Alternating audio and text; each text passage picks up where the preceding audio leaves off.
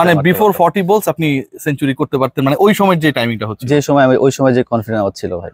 অনেকে চায় না যে আমি ন্যাশনাল খেলি, বা অনেকে চায় না যে আমি আবার কামব্যাক করি, অনেকে চায় না যে আমি ভালো খেলি, বিপিএল দল না পাই বা প্রিমিয়ার লিগ না পাই বা কোথাও না খেলি। বাট একটা কথা কি ভাই, আপনার রিজিক আল্লাহর কাছে।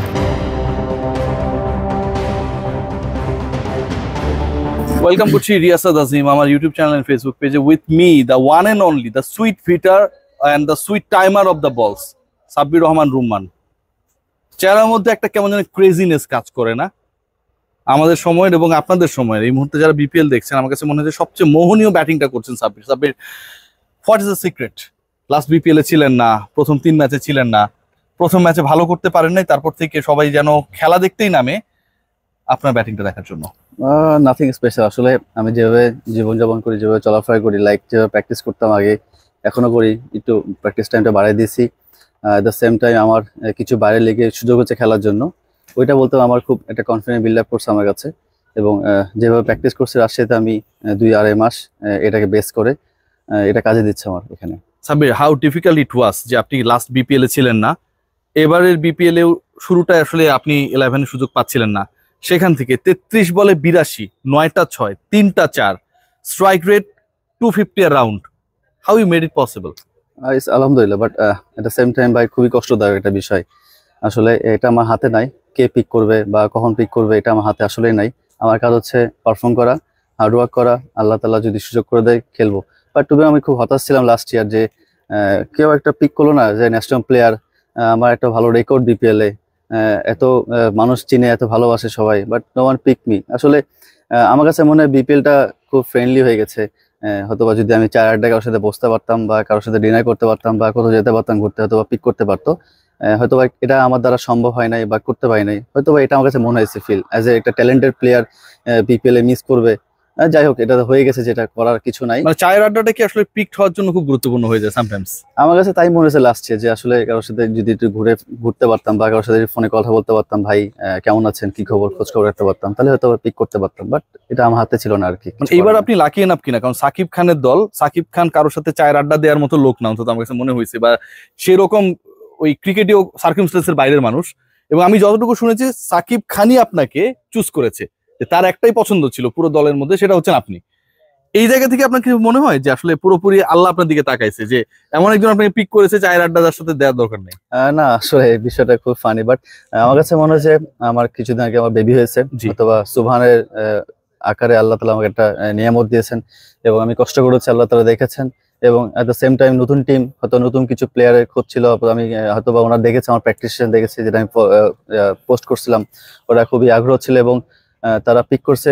খুবই ধন্যবাদ সাকিব খানকে এবং টিম ম্যানেজমেন্টকে। আচ্ছা সাব্বির, দেখেন, মানে সাকিব খান আপনাকে পিক করলো, ওই দলের তার সবচেয়ে পছন্দের ক্রিকেটার আপনি, কিন্তু আপনি প্রথম 3টা ম্যাচে সুযোগ পেলেন না, আপনি নাকি ডিসিপ্লিন ভেঙে গেছে। মানে আমি আসলে জানতে চাই, এই ব্যাপারগুলো আপনার বলেন না তো? দিন শেষে যে যাকে যেভাবে ট্যাগ করে সেটাই দোষ হয়ে যায়। এখন যদি কেউ বলে যে সাব্বির খারাপ লোক, সবাই বিশ্বাস করবে খারাপ লোক। আর যদি বলে সাব্বির হচ্ছে তাহাজ্জুদের নামাজ পড়ে, সবাই বিশ্বাস করবে সেটা। রিয়েল ঘটনাটা আমি জানতে চাই। না, টু বি অনেস্ট, রিয়েল ঘটনা হচ্ছে আমি 31-এ আমার ওয়াইফ 2 দিন আগে ওয়াশরুমে পড়ে গেছিল, ফ্যামিলি ওর অ্যাঙ্গেল টুইস্ট হয়ে গেছিল। আচ্ছা, তো এটা ম্যানেজার জানে, বাট আমি সেদিনকে রাতে হঠাৎ করে ও ফোন করার কারণে আমি খুব ঘাবড়ে যাই, আমি চলে গেছি টিম থেকে। নতুন বেবি? হ্যাঁ, তো ওরও বয়স 8 মাস। তো আমার কাছে খুবই খারাপ লাগছে, এবং বাসা তখন কেউ ছিল না, সেই কারণে চলে গেছি। বাট কাউকে বলি নাই। আর যেহেতু ম্যাচের আগের দিন প্র্যাকটিস সম্ভবত এভাবে কেউ করে নাই, কেউ করেও না, আমিও অপশনাল প্র্যাকটিস জিজ্ঞেস করছিলাম যে আসলে প্র্যাকটিস আছে কিনা। তো উনি বলছে আসলে আসতে পারো, না আসলে আসতে পারো। But at the same time ভাই, আমি নিজের রাজশাহীতে প্র্যাকটিস করছি 2-2.5 মাস, সকাল 9টা থেকে 5টার মতো। প্র্যাকটিস কামায় দেওয়ার ছেলে আমিও না, এটা সবাই জানে। আমি কতটুকু প্র্যাকটিস করি না করি সেটা ভালো জানে। বাট আমার কাছে মনে হয় যে উনি একটা অভিভাবক আমাদের টিমের, আমার বাবার বয়সী অভিভাবকই বলতে পারেন। আমি আমার ফ্যামিলি যদি মেয়েটাকে যদি আমি আরেকজনকে পুশ করি বলি, এটা খুবই হতাশাজনক। এবং আমি খুবই দুঃখিত, এবং আমি ওনাকে সরিও বলছি যে আসলে সুজন ভাই, বিষয়টা আমি বুঝতে পারি নাই, আমি মিস হয়ে গেছে, আপনি কিছু মনে করেন না, নেক্সট টাইম কখনো হবে না, আর কখনো হয়ও না, সারা প্র্যাকটিসই করি আমি, আমার তো কাজ খেলাই। তো উনি বলছে it's okay, no problem. But উনি যে মিডিয়াতে এটা বলে দিবে, আমিও শক, টিমের সিও শক, সবাই শক, ফ্যামিলি শক, সবাই শক। আপনার কথা হয়েছে সুজন ভাইয়ের সাথে? হ্যাঁ, সুজন ভাইয়ের সাথে কথা হয়েছে, এরপরে কোনো কথা হয় না ওনার সাথে, আর কোনো কথা বলা হয় না। আপনি যে খেলছেন পরের ম্যাচগুলো, কথা হয় না কোনো? হ্যাঁ, বলছে তুমি খেলতেছো, 5 নাম্বার ব্যাটিং করবা, কোন ব্যাটিং করবা, কি করবা, এটা বলা। আন্তরিক কথা হচ্ছে না?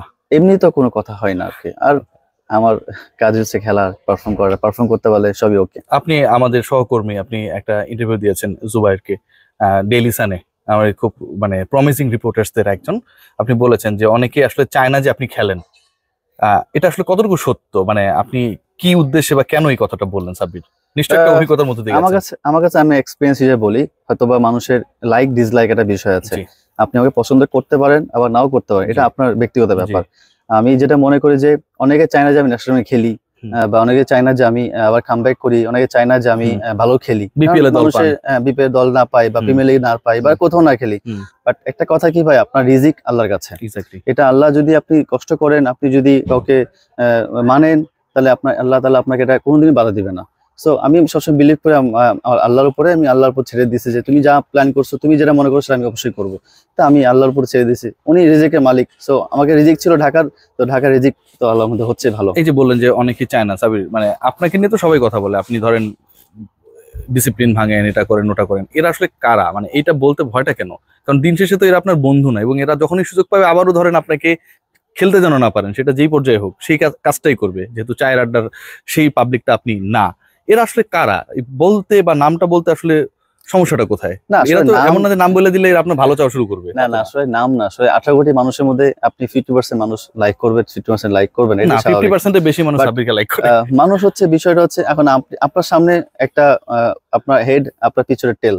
তো এই হেড এন্ড টেলের বিষয়টা আমি আসলে খুবই শক যে মানুষ তাড়াতাড়ি চেঞ্জ হয়ে যায়, মানুষ খুব তাড়াতাড়ি চেঞ্জ হয়। এরা কারা? এটা আসলে ভাই আমি বলতে যাচ্ছি না, বাট আমার কাছে মনে হয় যে এটা আমার কাছে সিক্রেট থাক। আচ্ছা, আমি চাই যে এই বছরটা ভালো খেলি, দেন ইনশাআল্লাহ যদি কোনো সময় জাতীয় দল ম্যানেজমেন্টের সাথে বিভিন্ন ভাবে জড়িত থাকে বা না, আসলে ম্যানেজমেন্ট তো সবাই ম্যানেজমেন্ট। আমি যদি কাউকে জিজ্ঞেস করি ভাই আপনি কে, আমি কোচ। আমি কে, আপনি সবাই কোচ। আপনি কে ভাই, আমি হচ্ছে বিসিবির লোক। তো অনেকভাবে আমাকে ডিমোটিভেট করে, অনেকভাবেই আমাকে, যেমন আমি লাস্ট এনসিএল খেলতে পারিনি, একটা নির্বাচক বলেছে যে আমি টি10 খেলে এসেছি, আমাকে 2 ম্যাচ বসে রেস্ট দিক। আমি বুঝি না আসলে টি10 এর সাথে ন্যাশনাল লিগে কি স্বাদ, আসলে আমার কোনো আইডিয়া নাই। এনসিএল আমাকে নেয় নাই, মানে আমি ইউকে তে 6 মাস খেলেছি রেড বল, যে বলে আমি বাংলাদেশে খেলবো এনসিএল, সেটা প্রিপারেশন নিচ্ছে, প্র্যাকটিস করছে, ফিট আছি, ইউএ টেস্ট দিছি, অল গুড ভাই। তারপরেও নাই আমাকে প্রশ্ন করছে তুই লাস্ট 2 বছর তুমি কি করেছো? ভাই লাস্ট 2 বছরে কেউ পারফর্ম করে না রাজশাহী। যদি কেউ করতো আমরা চ্যাম্পিয়ন হইতাম, আমার 6 নাম্বার হইতাম না। বাট এট দ্য সেম টাইমে লাস্ট 2 বছরে ভাই আমি আর সাব্বির হোসেন রান করছি রাজশাহী ডিভিশন হয়ে। আপনি দেখতে পারেন গুগলে, সাব্বির রহমান আর সাব্বির হোসেন লাস্ট 2 বছরে পারফর্ম করেছে।